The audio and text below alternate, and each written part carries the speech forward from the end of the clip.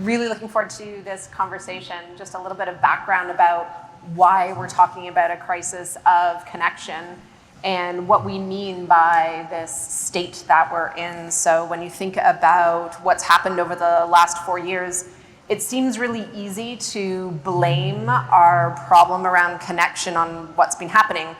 We are upheaving the idea of what a workplace means. We've just gone through a pandemic. We have social events that are happening all around our world. But the reality is this crisis of connection is not new.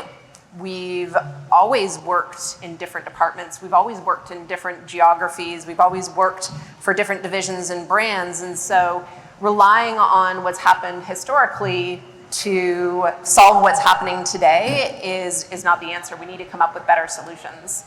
And Steve spoke a little bit to what we're seeing, but we've got engagement scores that are at all-time lows around the globe. And so this isn't something that we can spend another 4 years blaming on the past, but something that we truly believe we need to think about solving. And so hence why this fireside type chat, in order to be able to figure out what that means. And the reason it's so conflicting is because you've probably all hired people recently based on what is connection to your values, connection to your mission, connection to why they've decided to join an organization. And so you've put a lot of time and effort into trying to create that connection, yet the data that we're seeing is highlighting that the connection isn't working. So what are we gonna do next? And that's a little bit of why we're gonna spend some time talking about it today. Awesome, okay, Steve, really great to have you on stage. Thank you very much for joining us. Thank you for inviting me. Thrilled to be here. Why don't you tell me a little bit about some of the work that you do so people kind of get the lens of what you're bringing to our conversation today? Sure, so our firm, Contemporary Leadership Advisors, works with really large Fortune 500 companies like Verizon or Google, but also with much smaller middle market firms, many of which are owned by private equity. And what we work with the leaders in those organizations to really think about how do you build a faster, more connected, more adaptive, and higher impact organization. Awesome. Okay, so we're going to take this group through 3 different types of connections that I want to be able to tease apart in 17 minutes and 15 seconds. So the first one is at that mission level. So we just talked about how likely everybody in this room has hired someone based on a very clear mission, vision, values, yet employees are disconnected. Where have you seen great connections being built at that mission or at that organizational level? I think it's easier for some companies than others. I mean, there's certain organizations, like we work with lots of hospital systems, Catholic Health, for example, on Long Island. And if you're delivering healthcare services, your mission is very clear. You're working to make the populations you serve healthier. And that is a mission that everyone can rally around. And there's a gentleman there, the former chief learning officer, Tom Big Payton, who would say that it was the mission that really allowed them to navigate the pandemic. In times when they didn't have the staff, they didn't have the PPE, all sorts of challenges and disruptions occurred. It was employees' sort of connection to that purpose that really served them and provided a North Star and alerted everyone to what they had in common so they could work across silos to get things done. I think other organizations where the mission might not be quite as clear, the benefit might not be as clear to society, but even a company like Charles Schwab, for example, they really talk about how their mission is based on how they deliver services, right? They champion the goals of their clients. So I think you can always think about your mission in a way that is inspiring, right? But I think the real key, as you point out, is connecting that to employees. Or employees you can't activate it unless employees understand what it means to them. And some of the more innovative things that we've seen recently, one is onboarding. So I think when onboarding is pretty much perceived as not that great experience across many enterprises. And I think in large part, that's because companies are thinking, hey, I just spent all this time waiting to get this person in the door. I need to put them to work as soon as possible. Right? They're chomping at the bit for that employee to add value, and as is the employee, it's great value. but really understand, you have to meet the employee where they are, and you need to also think about it from the perspective of the employee. And when it comes to connecting employees to mission and purpose, what I've seen organizations do is use things like the Japanese Ikigai template, which asks the questions, what are you good at? What does the world need? What do you love to do? And how, what can you create economic value around? And having employees go through the process of defining their own mission and purpose, and then think about, okay, how do I connect that back to the mission and purpose of the organization? And so when you think about it from the employee's standpoint, and you really help the employee to sort of create a bridge between what they see as their own personal purpose and what the organization is trying to do, I think that creates a more lasting connection at the enterprise level. Yeah, I love that. It sounds like what you're saying is it's not all about the organization on day one, is you really need to lean into what that individual is saying. As much as we might want it to be in leading those companies, yeah, absolutely. Yeah, I really like that. And probably setting the stage for what you hope to be a really personalized experience throughout the lifetime of their career there. Yeah, so thinking about, again, what's their mission as well as like what are their career goals? Like what are their aspirational goals? How can you show them that career path within the company? Not just about what's all the compliance training I need to, get through in the first, 2 weeks. Yeah, amazing. Okay, so we've got a great idea and example of how you bring a personal level up to the company mission, really trying to make those connections and build those bridges. We've got the managers. Our managers are arguably the single most important person in an employee's life when it comes to work. They have such control over the ability for that employee to be successful. So when you get to a manager's opportunity to build connection in an organization, what's their job? What should they be thinking about? What is the first thing that they should do in great organizations? I think the first thing is recognize the importance, right? So our research shows that an employee's position in their organization's larger network of relationships is significantly more predictive of that employee's success than their education, their experience, even their cognitive abilities. So appreciating the importance of social capital and how the relationships you have can really determine the outcomes that you can achieve, right? And in large part, that's because when we think about work, if you ask most leaders, hey, describe your organization, they do it in terms of like reporting structures, they do it in terms of, value chains, like, process maps. That's really the theory of how work gets done. But the real world practice is in these informal networks. It's who do you know, who do you share information with, who do you call to make decisions, solve problems. That's often very different from what you would expect based on the org chart. So I think understanding the importance of their employees' networks is sort of, job one. I think, and secondly, like very practically, how do you make sure employees get introduced and build the relationships they need to others in the organization? So it's like you're hosting a dinner party. You have to facilitate introductions across, your guests, right? And then as much as we want to think that we can tell people to be friends, right? The reality is that doesn't work so well. Like you can't always. That's why it's so hard to pick a blind date for someone that's going to work out, right? So I think what managers can do though is they can create the conditions by which connections occur, and the two big drivers of that is putting people in the same space. So just the fact that everyone here today is here, right, at this event. In the same proximity dramatically increases the chances that relationships will form. And then secondly is making people aware of what they have in common, right? So the degree to which people, that's why when you first meet someone, it's, hey, where did you go to school? Do you have kids? Where do you work? You're looking for points of connection. So if managers can get people into the same space and they can either get them to uncover what they already have in common, or they can create new commonalities through like shared objectives or through shared purposes we talked about, you can really increase the odds that those connections will form. One of the data points from the Achievers Workforce Institute that got us here was that only 15% of people feel connected to their organizational mission. In that same report, they say, they also report out that less than a third of employees would recommend their manager. And so you've got this manager who you just said is the connector in a business who might not be so good themselves as acting in a manager capacity. So where do you place your bet? Do you tell the manager, hey, you got to go work on yourself first because you got to get it right? You got to make sure that you're a great manager and that you're working on your own social capital? Or do you tell managers to go out and build those networks for the employees because the power comes through the multiplying effect that they can have on others? Where do you lie? What do you pick first?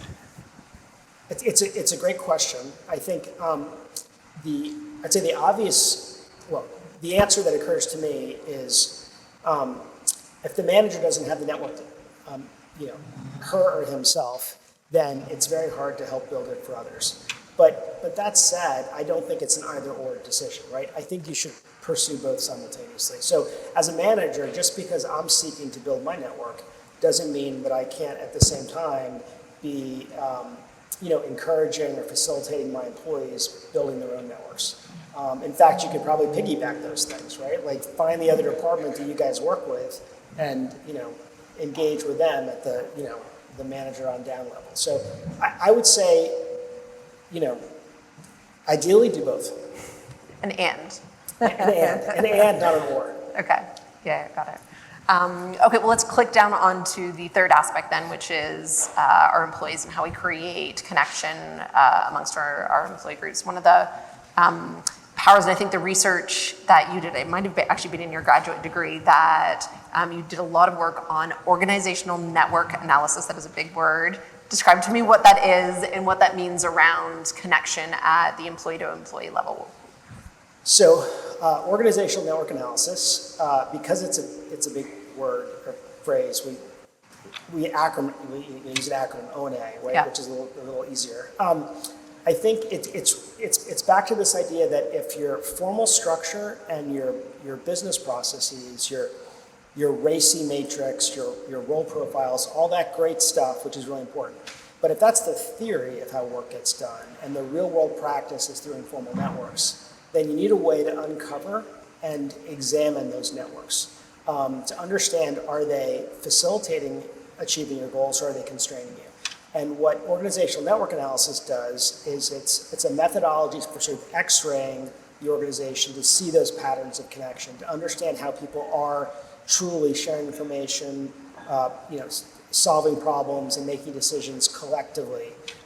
So it provides a new vantage point or way to think about the organization. I think the challenge is, even though those networks have been shown to have really dramatic impacts on things like market share and profitability and innovation, most leaders just lack visibility to them, which means they're making decisions with blinders on.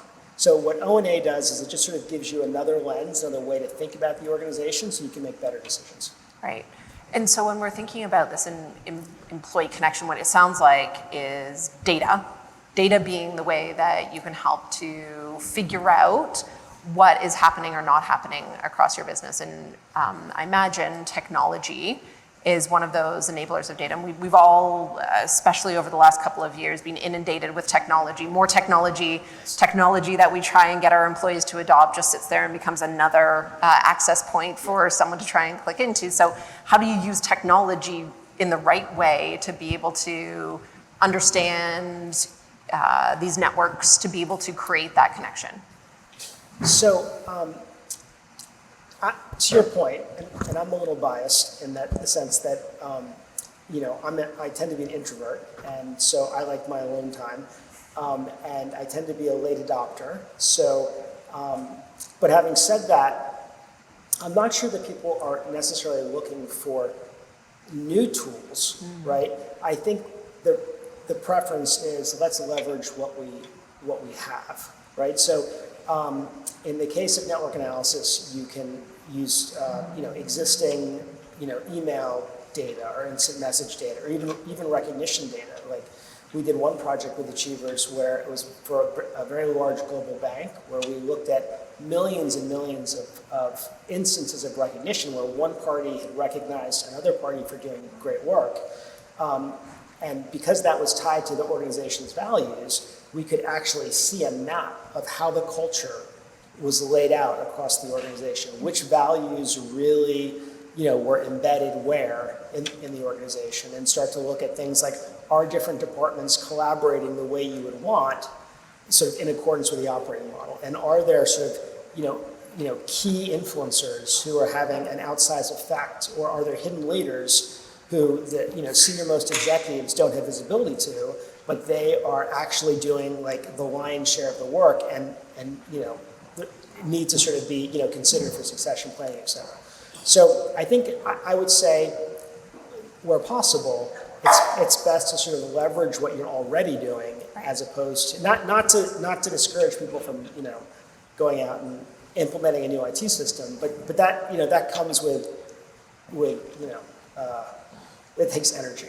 Yeah, I like that, the practical idea that there's lots of data to unearth from potentially even non-traditional means in order to be able to really understand where and how people are making connections. And that it doesn't have to be through a business driver, such as how many meetings do I have with that person, or what was our email cadence together.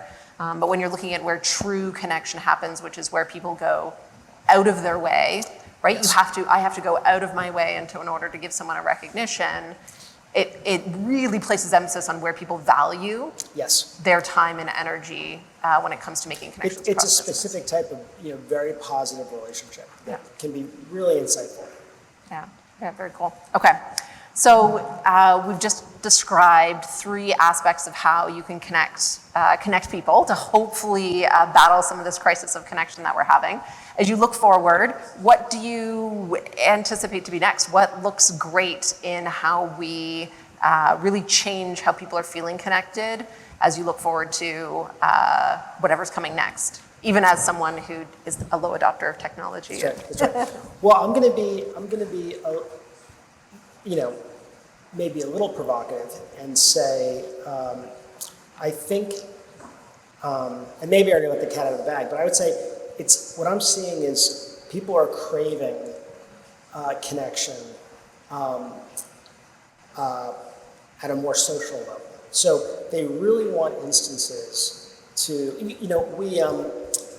when we have meetings at work, they tend to either be very operationally oriented, like we have to get this stuff done, who's going to do what, did we hit the goals, whatever, or they tend to be very rah-rah, like team building, right? There's not a lot of time for that intermediate discussion, which is intimate in nature, but is also like work related, right? Yeah.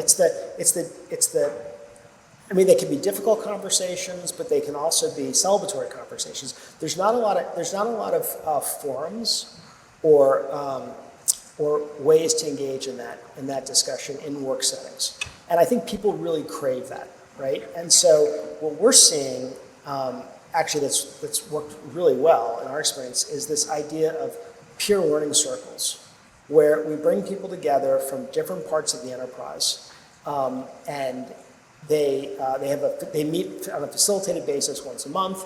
And what it really is they're just coaching each other. They learn to coach, and they learn to coach one another. And what they realize is, hey, I'm not the only one who's got these, who thinks my manager is bonkers, or is having trouble managing the performance of my employee who's not doing what they need to do, or trying to convince my peers that my change effort, they should get on board, right?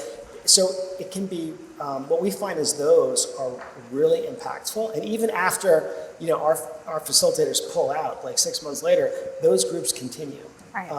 And people say that they get tremendous value because it's the only time they get to have that type of conversation in a work setting. So I think more, that's just one example, but more forums like that, I believe are what's required. Yeah, we use an internal connections tool that allows me to connect with anybody in the business unknowingly. I don't know who I'm going to be connected with the next month, and I really value that because I get pulse data all the time, but the pulse data is the aggregate of watered down information that helps me give guidance and direction, but it's that intimate conversation where I know what is going on in engineering and I don't know what is happening in customer care that brings to light these stories of what's really happening in our business that is not just about business outcomes and not just about my immediate team, but that in between, these other areas of data that really build connection. And you're getting the benefit of that insight, and I would be willing to bet that the person who's on the other end of that communication really feels engaged by the fact that they can have this conversation with the chief people officer, right? Versus entering the data into like the black box of a poll survey. Exactly. Yeah, absolutely.